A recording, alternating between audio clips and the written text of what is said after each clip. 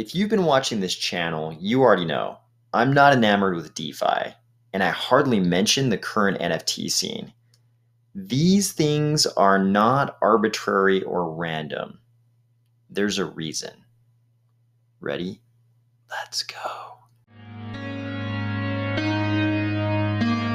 A lot of people in crypto are primarily focused on rebuilding Wall Street or the art collecting scene on the blockchain. I don't think that is the brightest, most promising future for Cardano. I think it's something else very specific that I think is something we really can look forward to. This is not about DeFi regulation. You already know what I think about that. And this is about something deeper. You've also probably noticed I hardly ever mention NFTs. It's not because I hate art. In fact, the Cardano NFT scene is one of the most shining parts of Cardano recently prior to smart contracts. I mean, if you look at this, cNFT.io, they launched somewhere around July 26th, according to this tweet. And if you look down here, just today, they're posting, hey, we're actually late, but we smashed through $1 million in sales on the platform. They sold $1 million worth of Cardano NFTs. They've only been live since July 26th. In fact, Cardano NFTs are so underrated that Ethereum maximalists have actually tried to insult Cardano for not having NFTs, not understanding that Cardano NFT minting is actually so advanced that you don't even need smart contracts to mint NFTs on Cardano, which is a capability that doesn't exist in Ethereum. And of course, we actually turned that into an NFT. The Cardano NFT scene is very impressive and innovative, and people in the Cardano community have created some extremely beautiful NFTs and NFT series. Unsigs come to mind. My lack of discussion of NFTs comes from the same place really as my lack of embrace for DeFi. It's that I think there's something bigger and more important coming later. Currently, a lot of NFT creation is about value extraction from a community. And I'm not vilifying that.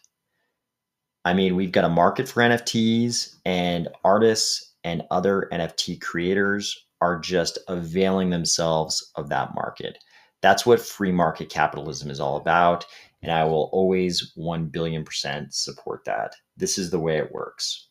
However, I think we're going to go through another phase. We're going to go through another phase that's not about value extraction through NFTs, but value creation through NFTs. But we're not just talking about NFTs. We're talking about NFTs plus smart contracts, the combination of the two. Right now, we've got a huge portion of crypto concentrating on DeFi that's going to operate largely through smart contracts. And then we've got this other huge thing going on that just has to do with art and collectible NFTs. I think the bigger thing that's coming later is the combination of those two. We're talking about NFTs that allow you to interact with smart contracts that you couldn't interact with otherwise. What I mean by that is that the NFT will grant you a role in the smart contract that you wouldn't otherwise be able to avail yourself of. Acquiring the NFT will be like buying your way into a guild. It'll represent your right to perform a role within the smart contract, to do a job within that smart contract. And it'll also represent your right to collect some portion of the consideration, the value paid for receipt of that good or service. Instead of your primary economic identity being the name of some corporation, for instance, at a cocktail party, you'll no longer say, I work for Amazon, I work for eBay, I work for American Express. You would say, I work in blank smart contract on Cardano. I know what you're thinking. This sounds like too drastic a shift for the short term. This must be very, very far in the future. We're talking about reorganizing human labor away from corporations and into these smart contracts. But if you're listening to this video, if you're watching this video, you've probably already done this. Only it wasn't a non-fungible token you bought. And the economic guild you bought into was all about transaction validation. And the token was called ADA. If you think about it, a big piece, there's the speculative piece, but a big piece of what that token does is allow you to participate in proof of stake transaction validation and get paid for it. When you bought ADA, you bought into that guild.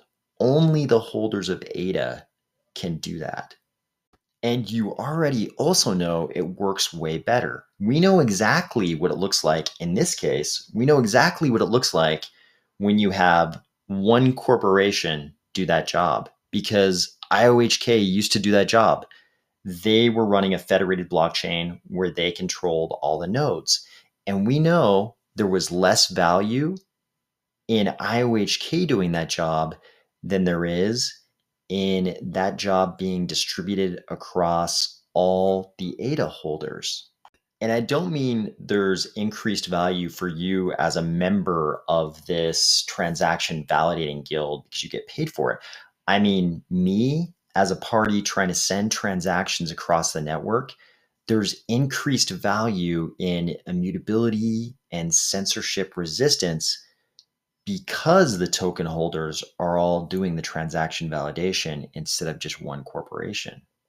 Those are classic benefits to transaction validation and ledger keeping that you already know all about because you're already inside of crypto. But there are a lot of other corporations out there today delivering goods and services that could also be better delivered through a smart contract.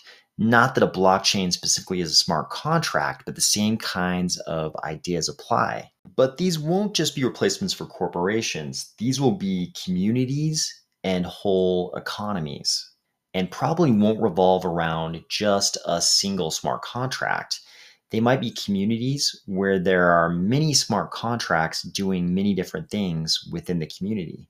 A lot of more mainstream commentators like Raoul Pal and Gary Vaynerchuk are already starting to say that they think community tokens will be a bigger deal than anything we've seen so far in crypto, aside from the invention of crypto. Of course, a lot of what they're thinking about is like celebrities and owners of highly valued intellectual property, selling community tokens to give people special access to things they couldn't normally access. You can imagine if Disney came out and they decided to create a Star Wars NFT community and they started selling Star Wars NFTs that allowed you to become a part of the Disney Star Wars family.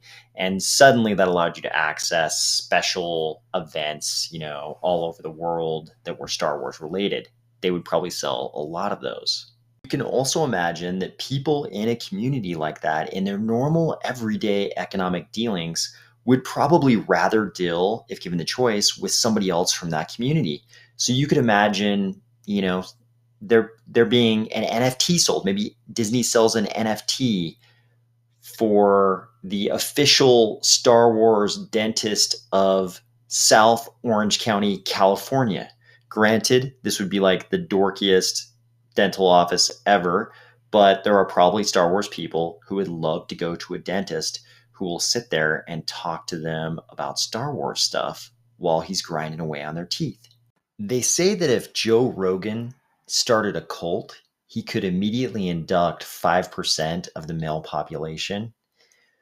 Can you imagine if he sold NFTs that designated you as the official Joe Rogan bar?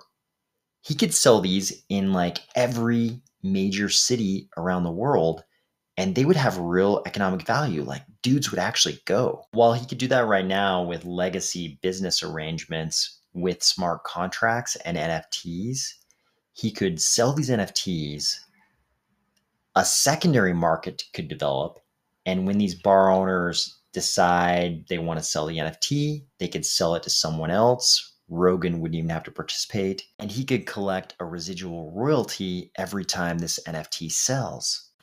What we're talking about now is obviously a little bit different than the type of community we talked about before. Before, we were talking about a group of people coming together for an economic purpose and acting as a replacement for a corporation, like a reorganization of human labor. And now what we're talking about is an affinity group deciding they want to do economic transactions with each other. They're two different things. The interesting part, I think, is that that first group, this sort of replacement for a corporation, eventually will also become an affinity group. If you don't think that's true, think about this. If you're listening to this channel, you've probably bought ADA. You probably hold ADA. And if you hold a significant amount of ADA to the exclusion of other cryptocurrencies, I know that's not everybody, but a lot of you, that's probably true. You will probably choose a Cardano-based project over a project running on a different blockchain if given the choice. Like if you're going to use an automated market maker, you're probably going to choose one running on Cardano as opposed to one running somewhere else when you have the choice between the two, because the one running on Cardano is going to do transactions on the Cardano blockchain, and that's going to hopefully make your ADA more valuable. I think we're going to see both things. We're going to see smart contracts replacing corporations as the means of organizing human labor to deliver services and goods to consumers. And people are going to be able to buy NFTs that grant them certain roles within those smart contracts that are basically going to become their jobs. And we're also going to see communities, affinity groups, people have an affinity for a certain thing, like the Star Wars example. We're going to see affinity groups coming together and joining communities via NFTs. Whoever controls the intellectual property behind those communities is going to monetize it through selling NFTs.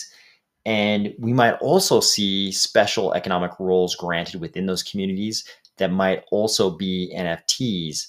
On top of that, we'll see the first group, the corporation replacement style smart contract systems or smart contract communities. We're going to see those become affinity groups because the people within that ecosystem would rather do deals with people within the ecosystem because they know that money is just going to get fed into their same community. I have no idea what the timeline for this is. I don't know if this happens over a medium timeline, a longer timeline, a short timeline. I have no idea. But I think this or something that looks a lot like this is going to be the big shift that crypto brings to our economic lives. I don't think it's going to be DeFi as it currently exists today or art NFTs. I don't think that's going to be the really big thing. I think the really big thing is going to be this reorganization of the way humans interact, both within these economic communities and these other types of communities. Talk to you tomorrow.